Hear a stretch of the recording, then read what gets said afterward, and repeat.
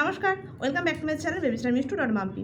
আজকে আমার চ্যানেলে নতুন একটা ভিডিওতে তোমাদের সকলকে স্বাগত জানাই। আজকের টপিক হলো ডেলিভারির পর একজন মা তার কিভাবে যত্ন নেবে এবং নিজেকে কিভাবে ভালো রাখবে ভেতর থেকে। এটাই হলো আজকের আলোচনার বিষয়। কারণ একজন মা ডেলিভারি হওয়ার পর সে কিন্তু এতটাই ব্যস্ত হয়ে পড়ে যে নিজেকে একদমই সময় দিতে পারে না, এবং নিজের সময় তো দিতে পারেই না, নিজের মধ্যে একটা ডিপ্রেশনে চলে যায় এবং নিজের শারীরিক অসুস্থতা, স্কিন প্রবলেম, হেয়ার প্রবলেম, সমস্ত সমস্যার সম্মুখীন হয়। তো এই সব সমস্যা থেকে কীভাবে বেরিয়ে আসবেন তারই আলোচনা এই ভিডিওটার মধ্যে রয়েছে। আর এই ভিডিওটার এই আলোচনাগুলো দেখতে হলে ভিডিওটা অবশ্যই শেষ পর্যন্ত দেখতে হবে, একদম স্কিপ করে বাইরে বেরিয়ে যাবেন না। নিজেকে ভালো রাখার টিপস এবং প্রত্যেকটা মায়ের জন্য এটা খুবই গুরুত্বপূর্ণ। তো চলুন ভিডিওটা শুরু করা যাক। আর ভিডিওটা শুরু করার আগে সকলকে একটা কথাই বলবো, ভিডিওটা শুরু করার আগে একটা কথাই বলবো যে আমার চ্যানেলে যারা নতুন, আমার চ্যানেলটা সাবস্ক্রাইব করে পাশে থাকা বেল আইকনটা বাজিয়ে দিন, যাতে করে এইরকম ভিডিও আপনারা কন্টিনিউ পেতেই থাকবেন। আর ভালো লাগলে অবশ্যই লাইক করবেন আর কমেন্টে জানাবেন যে আপনার কেমন লাগলো বা আপনার কোনো যদি প্রশ্ন থেকে থাকে। তো ফার্স্ট পয়েন্ট হলো, ডেলিভারির পর অনেক মা নিজের স্কিনের ওপর কোনো যত্ন নিতে পারে না, কারণ বেবি কেয়ার করতে করতে তারা সময় পায় না কীভাবে নিজের স্কিন কেয়ার করবে। তো তাদের জন্য একটাই টিপস বলবো যে যখন সারাদিনে 24 ঘন্টার মধ্যে সারাদিনে 24 ঘন্টার মধ্যে একটা স্কিনকে 3 থেকে 4 বার কেয়ার করা তো সম্ভব হয়ে ওঠে না। অ্যাটলিস্ট একটা বার, মানে বিশেষ করে রাতের দিকে যখন বাচ্চা ঘুমিয়ে পড়বে, একবার স্কিনটাকে ডিপভাবে ক্লিনিং এবং ভালো করে ক্লিনজার দিয়ে ক্লিন করে তারপর ভালো গোলাপ জল বা যে কোনো টোনার লাগিয়ে ভালো করে ময়েশ্চারাইজার করলে ভালো রকম স্কিনটা কিন্তু মেনটেন্স হবে, মানে যেটা একদমই মানে কোনো মাই করে উঠতে পারে না। তো সবার জন্য একটা কথাই বলবো যে সারাদিনের শেষে একবার রাতের দিকে, আর অবশ্যই যখন স্কিন কেয়ার করবেন তখন ওই জলটা যেমন একটু উষ্ণ গরম হয়, উষ্ণ গরম জল দিয়ে যখন ক্লিনজিংটা করবেন তখন স্কিনটা কিন্তু ডিপভাবে ক্লিয়ার হয়। আর তাছাড়াও টোনার বা ময়েশ্চারাইজার, তারপরে মুছার পর টোনিং করবেন, তারপরে ময়েশ্চারাইজার মেখে সুন্দরভাবে ঘুমিয়ে পড়বেন।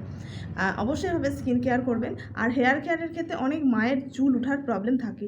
এই চুল ওঠার প্রবলেম শুধুমাত্র কেয়ার করে, মানে ওপর থেকে কেয়ার করেই হবে না, ভেতরের খাওয়া দাওয়া, মানে বাচ্চা হওয়ার পর মায়েদের খাওয়া দাওয়াটাও কিন্তু নজর দেওয়া দরকার। যেমন প্রেগনেন্সি টাইমে খাওয়া দাওয়াটা যেমন নর্মাল রাখা দরকার, ঠিকঠাক হেলদি নিউট্রিশনযুক্ত খাবার খাওয়া দরকার, ঠিক ডেলিভারি পরও খাওয়া দাওয়াটার মধ্যে প্রপার জলের ঘাটতি, মানে ঠিকঠাক জল খাওয়া, খাবারের মধ্যে ফল রাখা, খাবারের মধ্যে সবজি স্যুপ রাখা, বা প্রাণীজ প্রোটিন একটু রাখা, সমস্তটা এটা কিন্তু মেনটেন্স করতে হবে। যেমন একটা প্রেগনেন্সি চলাকালীন যেভাবে মেনটেন্স করি, বাচ্চা হওয়ার পরেও কিন্তু এই মেনটেন্সটা কিন্তু বেড়ে যাওয়া দরকার, কিন্তু বেশিরভাগ মানুষের বা বেশিরভাগ মায়েদের কমে যায়।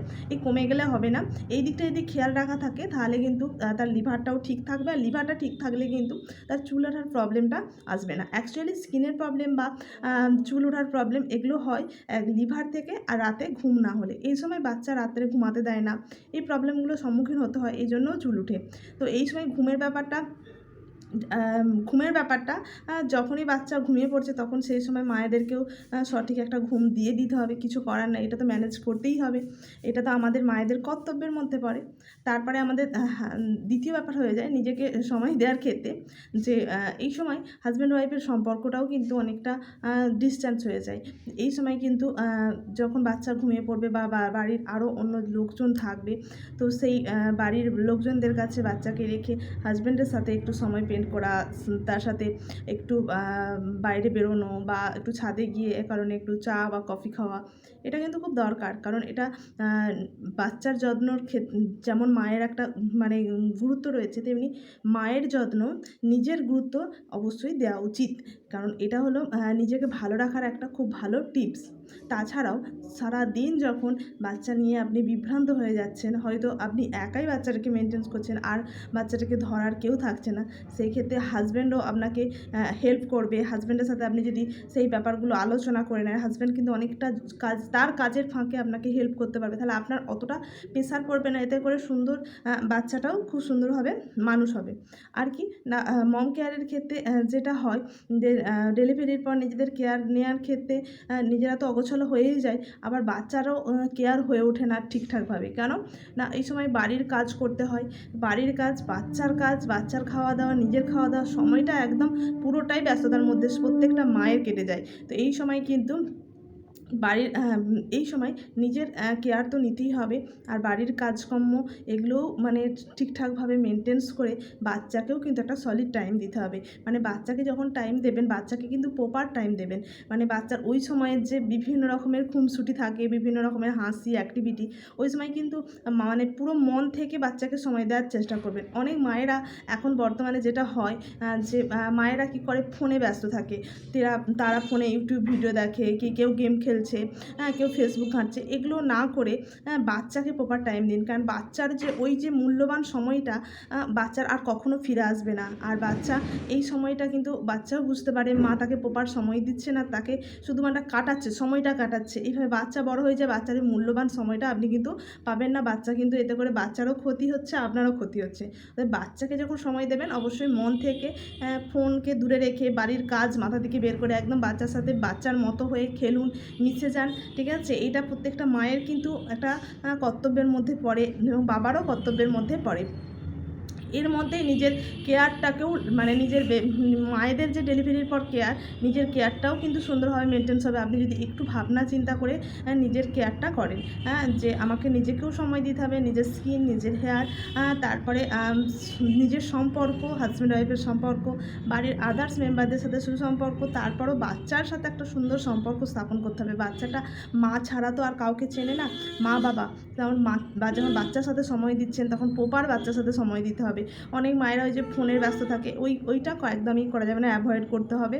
কারণ একটা মায়ের খুবই ব্যস্ত থাকে ডেলিভারির পর, বেবিদের কে সময় দিতে সারাদিন কাজকর্মর পর মনে হয় যে বেবির কাছে রয়েছে, বেবি একদিকে শুয়ে রয়েছে, আমি একদিকে ফোন ঘাঁটি। এটা একদম করবেন না। এই রেডিয়েশনটাও বাচ্চার প্রচুর পরিমাণে ক্ষতি করবে। তারপরে আপনার বাচ্চার সাথে যে একটা সুন্দর মূল্যবান সময় কাটাচ্ছেন, ওটা একটা ভীষণ বড় ক্ষতির দিক ডেকে আনছে। বাচ্চাটা কিন্তু প্রপারভাবে আপনার সময় পাচ্ছে না, ও যেভাবে মায়ের কেয়ার পেয়ে ডেভেলপ হবে সেই ডেভেলপটা পাবে না।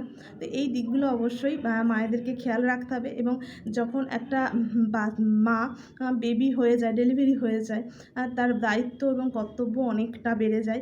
এই দিকে বাড়ির লোকেদের সাথেও মানে বাড়ির লোকেদেরও অনেকটা দায়িত্ব নেওয়া উচিত ওই মাকে কেয়ার করার জন্য। যাদের বাড়িতে লোক থাকে না বা আরও আদার্স মানুষ নেই থাকে, সেক্ষেত্রে তো মায়েদেরকে অনেকটা স্ট্রং হতে হবে এবং এই সব দিকগুলো ভেবে রাখতে হবে যে নিজেকে কীভাবে কেয়ার করব বা সময় দেবো। তাহলে আপনার বেবি কেয়ার, ডেলিভারির পর মায়েদের যে কেয়ার, এই কেয়ারের যতটা আলোচনা করলে আপনারা নিশ্চয়ই বুঝতে পেরেছেন কীভাবে নিজের কেয়ার করবেন। মানে নিজের সমস্ত কিছু খাওয়া, ঘুম, খাওয়াটা অবশ্যই হেলদি হতে হবে। খাবারের মধ্যে প্রাণীজ প্রোটিন তো থাকবেই, তার সাথে কিন্তু ফল এবং সবজি, বিভিন্ন রকমের সবজি, স্যালাড, এগুলো কিন্তু ইনপুট করতে হবে। ডাল সেদ্ধ, বাদাম, বিভিন্ন রকমের ড্রাই ফ্রুটস, এগুলো কিন্তু অ্যাড করতে হবে খাবারের মধ্যে। তাহলে কী হবে, আপনার স্কিনও ভালো থাকবে, চুলও ভালো থাকবে, খাওয়া দাওয়াটা নিউট্রিশন, প্রপার নিউট্রিশন থাকবে। আর এই সময় বাচ্চারা ব্রেস্ট ফিড করে এবং ব্রেস্ট ফিডের মানে কোয়ালিটি, মিল্কের যে কোয়ালিটি, এটাও ভালো থাকবে। এই দিকটা খেয়াল রাখতে হবে। হাজব্যান্ড ওয়াইফের মধ্যে সম্পর্ক, সময় দিতে হবে, এটা ঠিক কেয়ার রাখতে হবে। তাছাড়াও যেটা হতে হবে, বাচ্চার সাথে একটা মূল্যবান সময় কাটাতে হবে। এটা কিন্তু প্রত্যেকটা মায়ের জন্য খুবই খুবই দরকার। আর এটা একটা মা হওয়ার পর এইগুলো কিন্তু মানে অরিজিনালি নিজেকে লক্ষ্য করতে হবে, নিজেকে কেয়ার করতে হবে। যতই বাড়ির কাজকর্ম থাকুক, যতই পারিপার্শ্বিক চাপ থাকুক, কিন্তু সমস্ত চাপ মানে সমস্ত দিকটাকে মেনটেন্স করেও নিজেকে অনেকটা সময় দিতে হবে, নিজেকে অনেকটা ভালোবাসতে হবে। এতে করে মাইন্ড অনেকটা ফ্রেশ থাকবে, মন ভালো থাকবে। মন ভালো থাকলে আপনার স্কিনও ভালো থাকবে, চুলও ভালো থাকবে।